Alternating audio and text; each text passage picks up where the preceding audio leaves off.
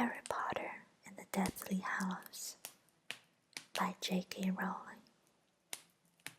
Chapter 19. The Silver Doe. It was snowing by the time Hermione took over the watch at midnight. Harry's dreams were confused and disturbing. Nagini wove in and out of them, first through a gigantic cracked ring, then through a wreath of Christmas roses. He woke repeatedly, panicky, convinced that somebody had called out to him in the distance, imagining that the wind whipping around the tent was footsteps or voices. Finally, he got up in the darkness and joined Hermione, who was huddled in the entrance to the tent, reading a history of magic by the light of her wand. The snow was still falling thickly, and she greeted with relief his suggestion of packing up early and moving on. "We'll go somewhere more sheltered," she agreed, shivering as she pulled on a sweatshirt over her pajamas. "I kept thinking I could hear people moving outside. I even thought I saw somebody once or twice." Harry paused in the act of pulling on a jumper and glanced at a silent, motionless sneakoscope on the table. "I'm sure I imagined it," said Hermione, looking nervous. "The snow in the dark, it plays tricks on your eyes. But perhaps we ought to separate under the invisibility cloak, just in case." Half an hour later, with the tent packed, Harry wearing the Horcrux and Hermione clutching the beaded bag, they separated. The usual tightness engulfed them. Harry's feet parted company with the snowy ground, then slammed hard onto what felt like frozen earth, covered with leaves. "Where are we?" he asked, peering around at a fresh mass of trees as Hermione opened the beaded bag and began tugging out tent poles. "The Forest of Dean," she said. "I came camping here once with my mom and dad." Here too, snow lay on the trees all around, and it was bitterly cold. But they were at least protected from the wind. They spent most of the day inside the tent, huddled for warmth around the useful bright blue flames that Hermione was so adept at producing, and which could be scooped up and carried around in a jar. Harry felt as though he was recuperating from some brief but severe illness, an impression reinforced by Hermione's solicitousness. That afternoon, fresh flakes drifted down upon them, so that even their sheltered clearing had a fresh dusting of powdery snow. After 2 nights of little sleep, Harry's senses seemed more alert than usual. Their escape from Godric's Hollow had been so narrow that Voldemort seemed somehow closer than before, more threatening. As darkness drew in again, Harry refused Hermione's offer to keep watch and told her to go to bed. Harry moved an old cushion into the tent mouth and sat down, wearing all the sweaters he owned, but even so, still shivery. The darkness deepened with the passing hours until it was virtually impenetrable. He was on the point of taking out the Marauder's map so as to watch Ginny's dot for a while, before he remembered that it was the Christmas holidays and that she would be back at the burrow. Every tiny movement seemed magnified in the vastness of the forest. Harry knew that it must be full of living creatures, but he wished they would all remain still and silent, so so that he could separate their innocent scurryings and prowlings from noises that might proclaim other sinister movements.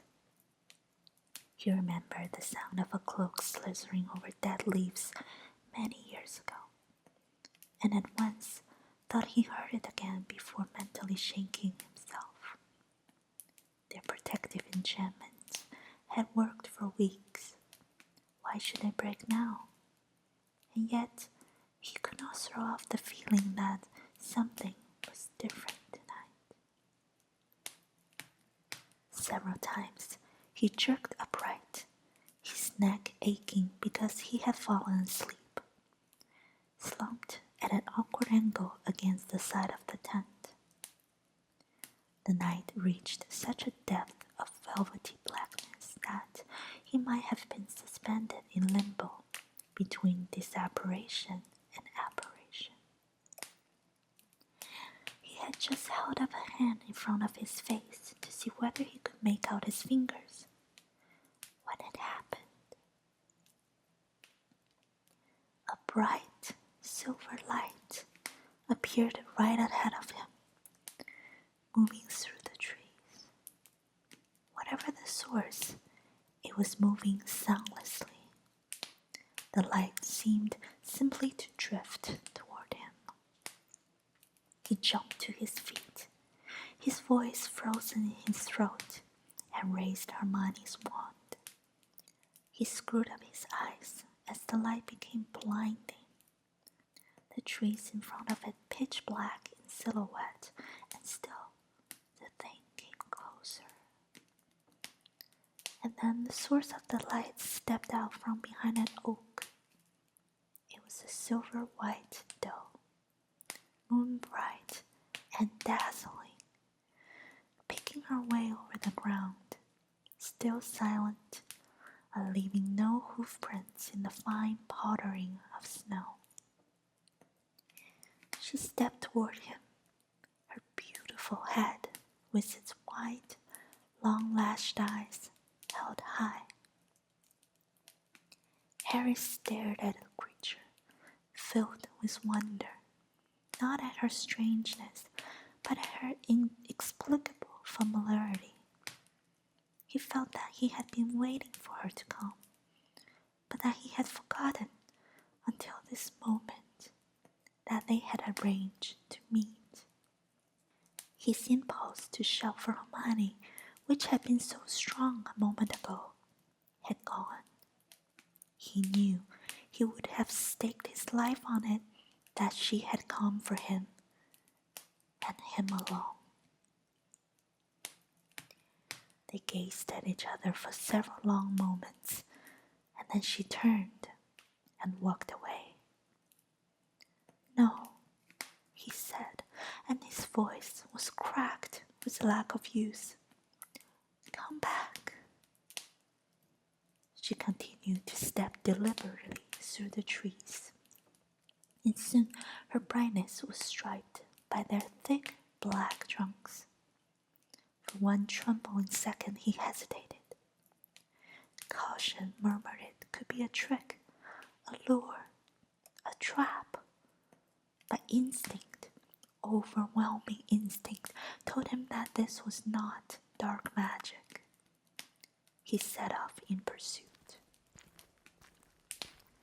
Snow crunched beneath his feet, but the doe made no noise as she passed through the trees, for she was nothing but light.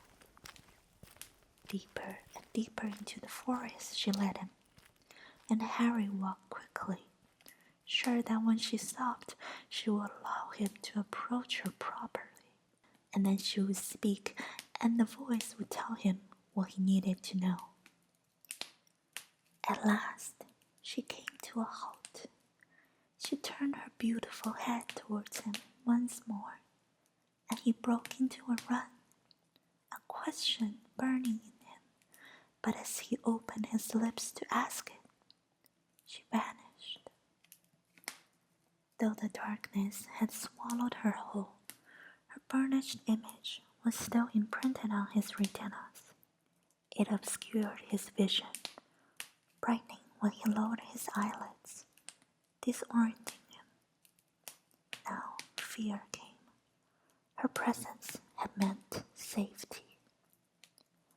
"Lumos," he whispered, and the wand tip ignited.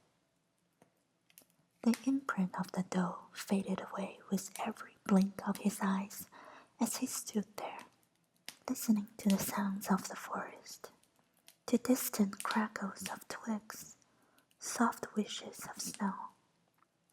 Was he about to be attacked? Had she enticed him into an ambush? Was he imagining that somebody stood beyond the reach of the wand light, watching him? He held the wand higher. Nobody ran out at him. No flash of green light burst from behind the tree. Why, then, had she led him to this spot? Something gleamed in the light of the wand, and Harry spun about. But all that was there was a small, frozen pool, its cracked black surface glittering as he raised the wand higher to examine it. He moved forward rather cautiously and looked down. The eyes reflected his distorted shadow and a beam of wand light, but deep below the thick, misty gray carapace, something else glinted, a great silver cross. His heart skipped into his mouth. He dropped to his knees at the pool's edge and angled the wand so as to flood the bottom of the pool with as much light as possible. A glint of deep red. It was a sword with glittering rubies in its hilt. The sword of Gryffindor was lying at the bottom of the forest pool. Barely breathing, he stared down at it. How was this possible? How could it have come to be lying in a forest pool, this close to the place where they were camping? Had some unknown magic drawn Hermione to this spot, or was the doe, which he had taken to be a Patronus, some kind of guardian of the pool? Or had the sword been put in the pool after they had arrived, precisely because they were here? In which case, there was the person who had wanted to pass it to Harry. Again, he directed the wand at the surrounding trees and bushes, searching for a human outline, for the glint of an eye, but he could not see anyone there. All the same, a little more fear leavened his exhilaration as he returned his attention to the sword reposing upon the bottom of the frozen pool. He pointed the wand at the silvery shape and murmured, "Accu's sword." It did not stir. He had not expected to. If it had been that easy, the sword would have lain on the ground for him to pick up, not in the depths of a frozen pool. He set off around the circle of ice, thinking hard about the last time the sword had delivered itself to him. He had been in terrible danger then, and had asked for help. "Help," he murmured, but the sword remained upon the pool bottom, indifferent, motionless. What was it? Harry asked himself, walking again, that Dumbledore had told him the last time he had retrieved the sword. Only a true Gryffindor could have pulled that out of the hat. And what were the qualities that defined a Gryffindor? A small voice inside Harry's head answered him. "Their daring, nerve, and chivalry set Gryffindors apart." Harry stopped walking and let out a long sigh, his smoky breath disappearing rapidly upon the frozen air. He knew what he had to do. If he was honest with himself, he had thought it might come to this from the moment he had spotted the sword through the ice. He glanced around at the surrounding trees again, but was convinced now that nobody was going to attack him. They had had their chances as he walked along through the forest, had plenty of opportunities as he examined the pool. The only reason to delay at this point was because the immediate prospect was so deeply uninviting. With fumbling fingers, Harry started to remove his many layers of clothing. Where chivalry entered into this, he thought ruefully, he was not entirely sure, unless it counted as chivalrous that he was not calling for Hermione to do it in his stead. An owl hooted somewhere as he stripped off, and he thought with a pang of Hedwig. He was shivering now, his teeth chattering horribly, and yet he continued to strip off until at last he stood there in his underwear, barefooted in the snow. He placed the pouch containing his wand, his mother's letter, the shard of Severus' mirror, and the old snitch on top of his clothes, and he pointed Hermione's wand at the ice. Gryffindor. It cracked with a sound like a bullet in the silence. The surface of the pool broke, and chunks of dark ice rocked on the ruffled water. As far as Harry could judge, it was not deep, but to retrieve the sword he would have to submerge himself completely. Contemplating the task ahead would not make it easier or the water warmer. He stepped to the pool's edge and placed Hermione's wand on the ground, still lit. Then, trying not to imagine how much colder he was about to become or how violently he would soon be shivering, he jumped. Every pore of his body screamed in protest. The very air in his lungs seemed to freeze solid as he was submerged to his shoulders in the frozen water. He could hardly breathe. Trembling so violently, the water lapped over the edges of the pool. He fell for the blade with his numb feet. He only wanted to dive once. Harry put off the moment of total submersion from second to second, gasping and shaking until he told himself that it must be done. Gathering all his courage and dived. The cold was agony. It attacked him like fire. His brain itself seemed to have frozen as he pushed through the dark water to the bottom and reached out, groping for the sword. His fingers closed around the hilt. He pulled it upward. Then something closed tight around his neck. He thought of water weeds, though nothing had brushed him as he dived, and raised his empty hand to freeze himself. It was not weed. The chain of the Horcrux had tightened and was slowly constricting his windpipe. Harry kicked out wildly, trying to push himself back to the surface, but merely propelled himself into the rocky side of the pool. Thrashing, suffocating, he scrabbled at the strangling chain, his frozen fingers unable to loosen it, and now little lights were popping inside his head, and he was going to drown. There was nothing left, nothing he could do, and the arms that closed around his chest were surely death.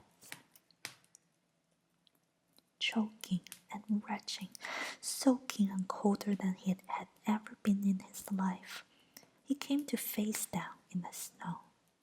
Somewhere close by, another person was panting and coughing and staggering around.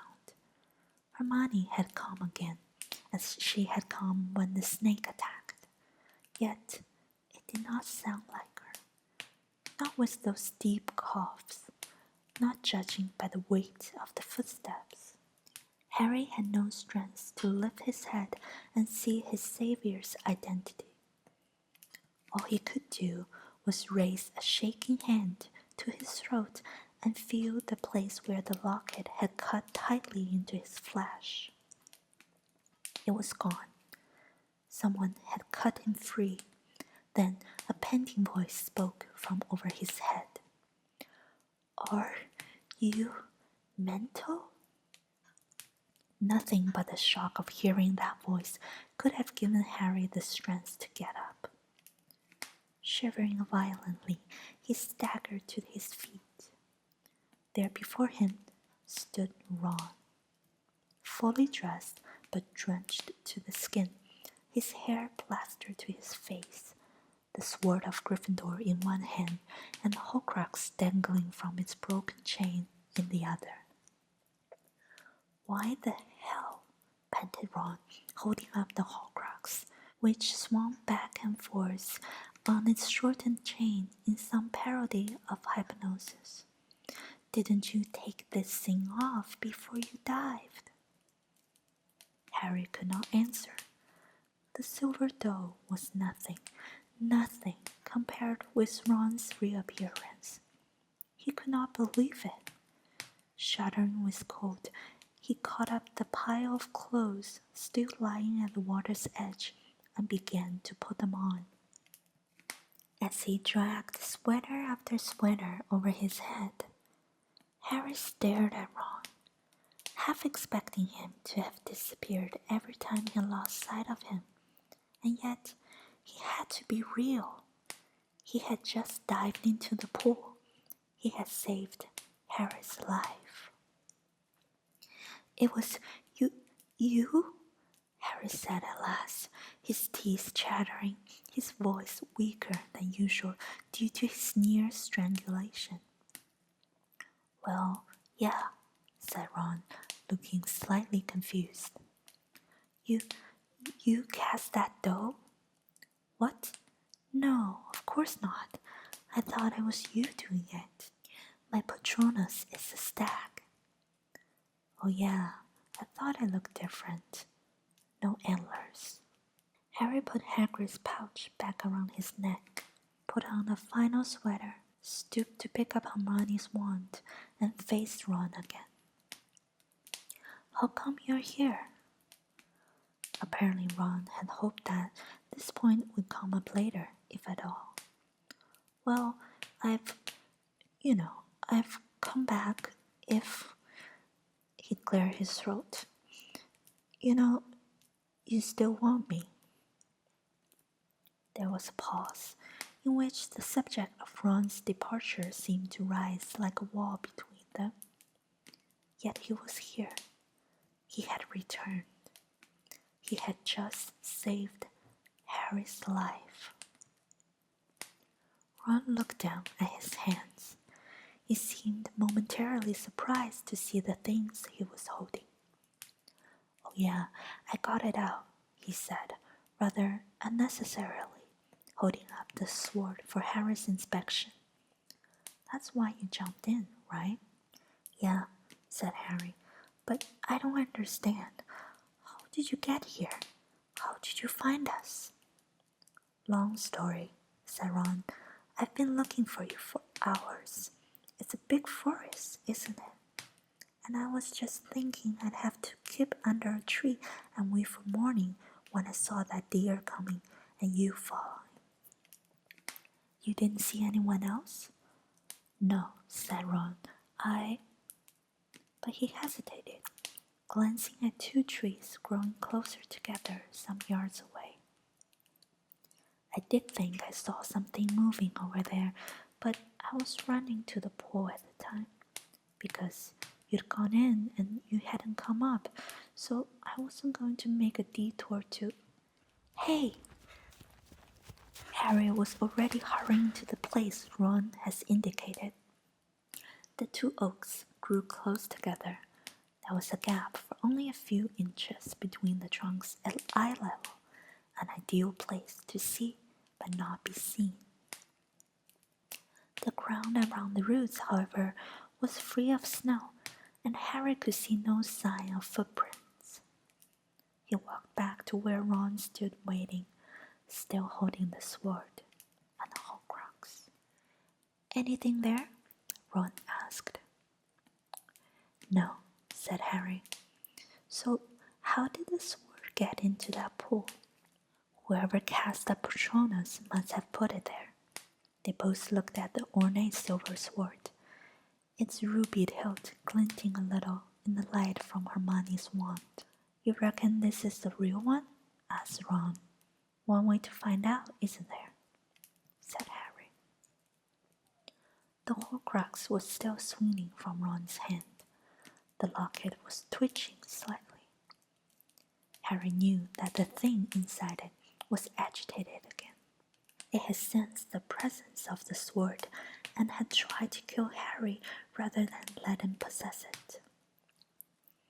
Now was not the time for long discussions. Now was the moment to destroy the locket once and for all.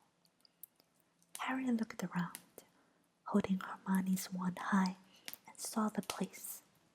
A flattish rock lying in the shadow of a sycamore tree. "Come here," he said, and he led the way, brushed snow from the rock surface, and held out his hand for the Horcrux. When Ron offered the sword, however, Harry shook his head. "No, you should do it." "Me?" said Ron, looking shocked. "Why?" "Because you got the sword out of the pool. I think it's supposed to be you." He was not being kind or generous. As certainly as he had known that the dough was benign, he knew that Ron had to be the one to wield the sword. Dumbledore had at least taught Harry something about certain kinds of magic, of the incalculable power of certain acts. "I'm going to open it," said Harry, "and you stab it straight away, okay? Because whatever's in there will put up a fight. The bit of riddle in the diary tried to kill me." "How are you going to open it?" asked Ron. He looked terrified. "I'm going to ask them to open, using Puzzleton," said Harry. The answer came so readily to his lips that he thought that he had always known it deep down. Perhaps it had taken his recent encounter with Nagini to make him realize it. He looked at the serpentine S, inlaid with glittering green stones. It was easy to visualize it as a minuscule snake, curled up upon the cold rock. "No," said Ron. "No, don't open it. I'm serious." "Why not?" asked Harry. "Let's get rid of the damn thing. It's been months." "I can't, Harry. I'm serious. You do it." "But why?" "Because that thing's bad for me," said Ron, backing away from the locket on the rock. "I can't handle it. I'm not making excuses, Harry, for what I was like, but it affects me worse than it affected you and Hermione. It made me think stuff I was thinking anyway, but it made everything worse. I can't explain it.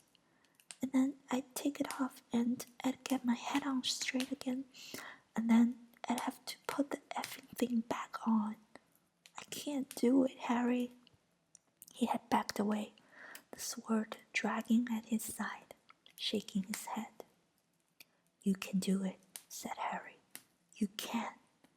You've just got the sword. I know it's supposed to be you who uses it. Please, just get rid of it, Ron." The sound of his name seemed to act like a stimulant. Ron swallowed. Then, still breathing hard through his long nose, moved back towards the rock. "Tell me when," he croaked. "On 3, said Harry, looking back down in the locket and narrowing his eyes, concentrating on the letter S, imagining a serpent, while the contents of the locket rattled like a trapped cockroach. It would have been easy to pity it, except that the cut around Harry's neck still burned. 1, 2, 3, open.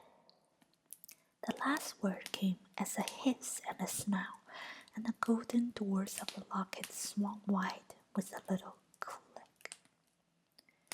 Behind both of the glass windows, within blinked a living eye, dark and handsome as Tom Riddle's eyes had been before he turned them scarlet and slit-pupiled.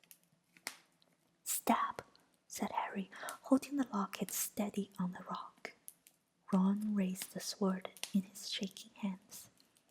The point dangled over the frantically swerving eyes, and Harry gripped the locket tightly, bracing himself, already imagining blood pouring from the empty windows. Then a voice hissed from out of the Horcrux. "I have seen your heart, and it is mine." "Don't listen to it," Harry said harshly. "Stab it." "I have seen your dreams, Ronald Weasley, and I have seen your fears. All you desire is possible, but all that you dread is also possible." "Stab!" shouted Harry. His voice echoed off the surrounding trees. The sword point trembled, and Ron gazed down into Riddle's eyes. Least loved, always, but the mother who craved a daughter. Least loved, now by the girl who prefers your friend. Second best, always, eternally overshadowed. "Ron, stab it now!" Harry bellowed. He could feel the locket quivering in his grip and was scared of what was coming. Ron raised the sword still higher, and as he did so, Riddle's eyes gleamed scarlet. Out of the locket's two windows, out of the eyes, there bloomed, like two grotesque baubles, the heads of Harry and Hermione, weirdly distorted. Ron yelled in shock and backed away as the figures blossomed out of the locket. First chests, then waists, then legs, until they stood in the locket, side by side like trees with a common root, swaying over Ron and the real Harry, who had snatched his fingers away from the locket as it burned, suddenly white hot. "Ron!" he shouted, but the Riddle Harry was now speaking with Voldemort's voice, and Ron was gazing, mesmerized, into its face. "Why return? We were better without you, happier without you, glad of your absence. We laughed at your stupidity, your cowardice, your presumption." "Presumption," echoed the Riddle Hermione, who was more beautiful and yet more terrible than the real Hermione. She swayed, cackling before Ron, who looked horrified yet transfixed, the sword hanging pointlessly at his side. "Who could look at you? Who would ever look at you besides Harry Potter? What have you ever done compared with the chosen one? What are you compared with the boy who lived?" "Ron, stab it! Stab it!" Harry yelled, but Ron did not move.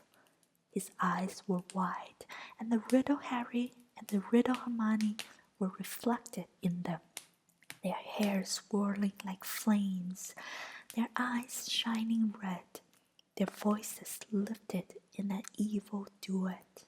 "Your mother confessed," sneered Riddle Harry, while Riddle Hermione jeered, "that she would have preferred me as a son, would be glad to exchange. Who wouldn't prefer him? What woman would take you? You're nothing. Nothing. Nothing to him," crooned Riddle Hermione, and she stretched like a snake and entwined herself around Riddle Harry, wrapping him in a close embrace. Their lips met. On the ground in front of them, Ron's face filled with anguish. He raised the sword high, his arms shaking. "Do it, Ron!" Harry yelled. Ron looked toward him, and Harry thought he saw a trace of scarlet in his eyes. "Ron?" The sword flashed, plunged. Harry threw himself out of the way. There was a clang of metal and a long, drawn-out scream. Harry whirled around, slipping in the snow, wand held ready to defend himself. But there was nothing to fight. The monstrous versions of himself and Hermione were gone. There was only Ron, standing there with the sword held slackly in his hand, looking down at the shattered remains of the locket on the flat rock. Slowly, Harry walked back to him, hardly knowing what to say or do. Ron was breathing heavily. His eyes were no longer red at all, but their normal blue. They were also wet. Harry stooped, pretending he had not seen, and picked up the broken Horcrux. Ron had pierced the glass in both windows. Riddle's eyes were gone, and the stained silk lining of the locket was smoking slightly. The thing that had lived in the Horcrux had vanished. Torturing Ron had been its final act. The sword clanged as Ron dropped it. He had sunk to his knees, his head in his arms. He was shaking, but not, Harry realized, from cold. Harry crammed the broken locket into his pocket, kneeled down beside Ron, and placed a hand cautiously on his shoulder. He took it as a good sign that Ron did not throw it off. "After you left," he said in a low voice, grateful for the fact that Ron's face was hidden. "She cried for a week. Probably longer, only she didn't want me to see. There were loads of nights when we never even spoke to each other. With you gone." He could not finish. It was only now that Ron was here again that Harry fully realized how much his absence had cost them. "She's like my sister," he went on. "I love her like a sister, and I reckon she feels the same way about me. It's always been like that. I thought you knew." Ron did not respond, but turned his face away from Harry and wiped his nose noisily on his sleeve. Harry got to his feet again and walked to where Ron's enormous rucksack lay yards away, discarded as Ron had run towards the pool to save Harry from drowning. He hoisted it onto his own back and walked back to Ron, who clambered to his feet as Harry approached, eyes bloodshot but otherwise composed. "I'm sorry," he said in a thick voice. "I'm sorry I left. I know I was a... He looked around at the darkness, as if hoping a bad enough word would swoop down upon him and claim him. "You've sort of made up for it tonight," said Harry, getting the sword, finishing off the Horcrux, saving my life. "That makes me sound a lot cooler than I was," Ron mumbled. "Stuff like that always sounds cooler than it really was," said Harry. "I've been trying to tell you that for years." Simultaneously, they walked forward and hugged, Harry gripping the still sopping back of Ron's jacket. "And now," said Harry as they broke apart, "all we've got to do is find the tent again." But it was not difficult, though the walk through the dark forest with the doe had seemed lengthy. With Ron by his side, the journey back seemed to take a surprisingly short time. Harry could not wait to wake Hermione, and it was with quickening excitement that he entered the tent, Ron lagging a little behind him. It was gloriously warm after the pool and the forest, the only illumination the bluebell flames still shimmering in a bowl on the floor. Hermione was fast asleep, curled up under her blankets, and did not move until Harry had said her name several times. Hermione! She stirred, then sat up quickly, pushing her hair out of her face. What's wrong? Harry, are you all right? It's okay. Everything's fine. More than fine. I'm great. There's someone here. What do you mean? Who? She saw Ron, who stood there holding the sword and dripping onto the carpet. Harry backed into a shadowy corner, slipped off Ron's rucksack, and attempted to blend in with the canvas. Hermione slid out of her bunk and moved like a sleepwalker toward Ron, her eyes upon his pale face. She stopped right in front of him, her lips tightly parted, her eyes wide. Ron gave a weak, hopeful smile and half raised his arms. Hermione launched herself forward and started punching every inch of him that she could reach. Ouch! Ow! Get off! What the... Hermione! Ow! You complete ass! Ronald Weasley! She punctuated every word with a blow. Ron backed away, shielding his head as Hermione advanced. You crawled back here after weeks and weeks. Oh, where's my wand? She looked as though ready to wrestle it out of Harry's hands, and he reacted instinctively. Protego! The invisible shield erupted between Ron and Hermione. The force of it knocked her backwards onto the floor. Spitting hair out of her mouth, she leapt up again. Hermione, said Harry, calm. I will not calm down, she screamed. Never before had he seen her lose control like this. She looked quite demented. Give me back my wand. Give it back to me. Hermione, will you please? Don't you tell me what to do, Harry Potter, she screeched. Don't you dare. Give it back now. And you. She was pointing at Ron in dire accusation. It was like malediction, and Harry could not blame Ron for retreating several steps. I came running after you. I called you. I begged you to come back. I know, Ron said. Hermione, I'm sorry. I'm really... Oh, you are sorry, she laughed, a high-pitched, out-of-control sound. Ron looked at Harry for help, but Harry merely grimaced his helplessness. You come back after weeks, and you think it's all going to be all right if you just say sorry? Well, what else can I say? Ron shouted, and Harry was glad that Ron was fighting back. Oh, I don't know, yelled Hermione with awful sarcasm. Rack your brains, Ron.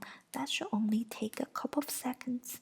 Hermione, interjected Harry, who considered this a low blow. He just saved my... I don't care, she screamed. I don't care what he's done. Weeks and weeks. We could have been dead for all he knew. I knew you weren't dead, battled Ron, drowning her voice for the first time and approaching as close as he could with the shield charm between them. Harry's all over the prophet, all over the radio. They're looking for you everywhere. All these rumors and mental stories, I knew I'd heard straight off if you were dead. You don't know what it's been like for you? Her voice was now so shrill, only bats would be able to hear it soon. But she had reached a level of indignation that rendered her temporarily speechless. and Ron seized his opportunity. I wanted to come back the minute I disapparated, but I walked straight into a gang of snatchers, Hermione, and I couldn't go anywhere. A gang of what? Asked Harry, as Hermione threw herself down into a chair with her arms and legs crossed so tightly it seemed unlikely that she would unravel them for several years. Snatchers, said Ron. They're everywhere. Gangs trying to earn gold by rounding up muggleborns and blood traders. There's a reward from the ministry for everyone captured. I was on my own, and I looked like I might be school age. They got really excited, thought I was a muggleborn in hiding. I had to talk fast to get out of being dragged into the ministry. What did you say to them? Told them I was Stan Shumpike, first person I could think of. And they believed that? Well, they weren't the brightest.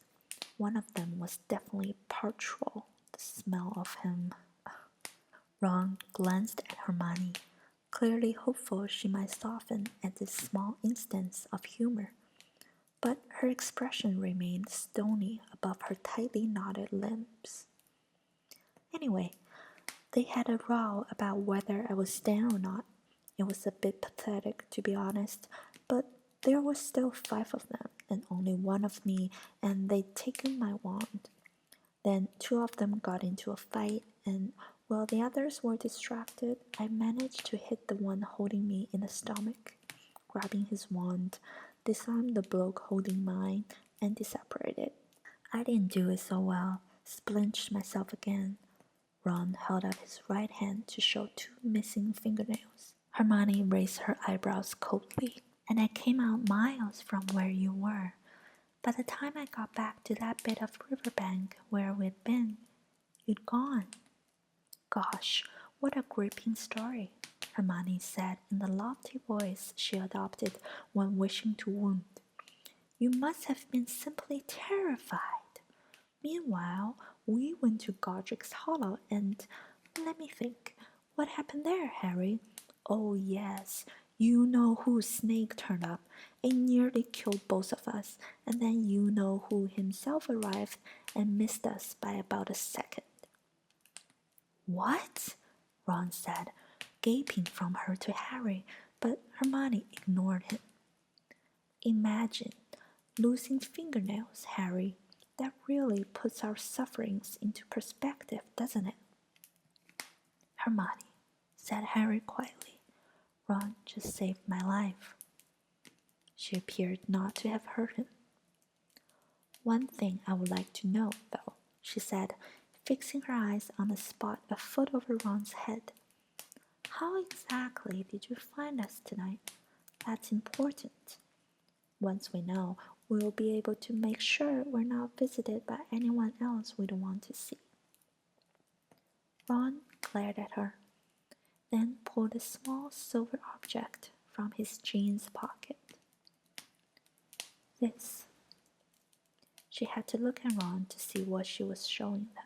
The deluminator? She asked, so surprised she forgot to look cold and fierce. It doesn't just turn the lights on and off, said Ron. I don't know how it worked or why it happened then, and not any other time, because I've been wanting to come back ever since I left. But I was listening to the radio really early on Christmas morning, and I heard you. He was looking at Hermione. You heard me on the radio? She asked incredulously. No, I heard you coming out of my pocket. Your voice. He held up the deluminator again. Came out of this. And what exactly did I say? Asked Hermione, her tone somewhere between skepticism and curiosity. My name, Ron, and you said something about a wand. Hermione turned a fiery shade of scarlet. Harry remembered. It had been the first time Ron's name had been said out loud by either of them since the day he had left. Hermione has mentioned it when talking about repairing Harry's wand. So I took it out, Ron went on, looking at the deluminator, and it didn't seem different or anything, but I was sure I'd heard you. So I clicked it, and the light went out in my room, but another light appeared right outside the window. Ron raised his empty hand and pointed in front of him. His eyes focused on something neither Harry nor Hermione could see. It was a ball of light, kind of pulsing and bluish, like that light you get around a portkey, you know? Yeah, said Harry and Hermione together automatically. I knew this was it, said Ron. I grabbed my stuff and packed it. Then I put on my rucksack and went out into the garden. The little ball of light was hovering there, waiting for me, and when I came out, it bobbed along a bit, and I followed it behind the shed, and then it went inside me. Sorry? Said Harry, sure he had not heard correctly. It sort of floated towards me, said Ron, illustrating the movement with his free index finger, right to my chest, and then it just went straight through. It was here. He touched the point close to his heart. I could feel it. It was hot. And once it was inside me, I knew what I was supposed to do. I knew it would take me where I needed to go. So I disapparated and came out on the side of a hill. There was snow everywhere. We were there, said Harry. We spent 2 nights there, and the second night I kept thinking I could hear someone moving around in the dark and calling out. Yeah, well, that would have been me, said Ron. Your protective spells work anyway because I couldn't see you and I couldn't hear you. I was sure you were around though, so in the end I got in my sleeping bag and waited for one of you to appear. I thought you'd have to show yourselves when you packed up the tent. No, actually, said Hermione. We've been disapparating under the invisibility cloak as an extra precaution, and we left really early, because, as Harry says, we'd heard somebody blundering around. Well, I stayed on that hill all day, said Ron. I kept hoping you'd appear, but when it starts to get dark, I knew I must have missed you. So I clicked the deluminator again. The blue light came out and went inside me, and I disapparated and arrived here in these woods. I still couldn't see you, so I just had to hope one of you would show yourselves in the end. And Harry did. Well, I saw the doe first, obviously. You saw the what? Said Hermione sharply. They explained what had happened, and as the story of the silver doe and the sword in the pool unfolded, Hermione frowned from one to the other of them. Concentrating so hard, she forgot to keep her limbs locked together. But it must have been a Patronus, she said. Couldn't you see who was casting it? Didn't you see anyone? And it led you to the sword. I can't believe this. Then what happened? Ron explained how he had watched Harry jump into the pool and had waited for him to resurface. How he had realized that something was wrong, dived in and saved Harry, then returned for the sword. He got as far as opening of the locket, then hesitated, and Harry cut in, and Ron stabbed it with the sword. And it went? Just like that? She whispered. Well, it screamed, said Harry with half a glance at Ron. Here. He threw the locket into her lap. Gingerly, he picked it up and examined its punctured windows. Deciding that it was at last safe to do so, Harry removed the shield charm with a wave of Hermione's wand and turned to Ron. Did you just say you got away from the snatchers with a spare wand? What? Said Ron, who had been watching Hermione examining the locket. Oh, yeah.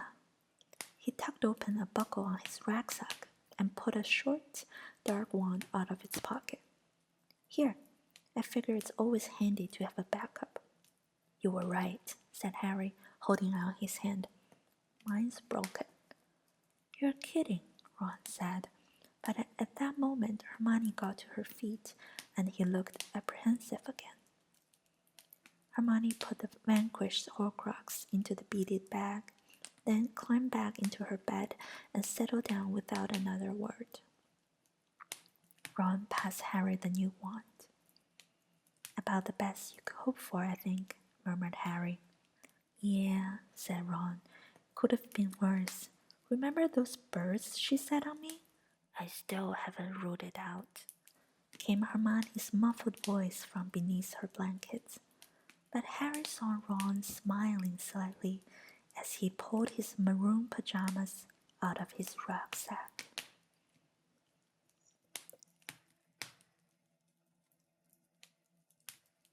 Thank you for listening. Good night.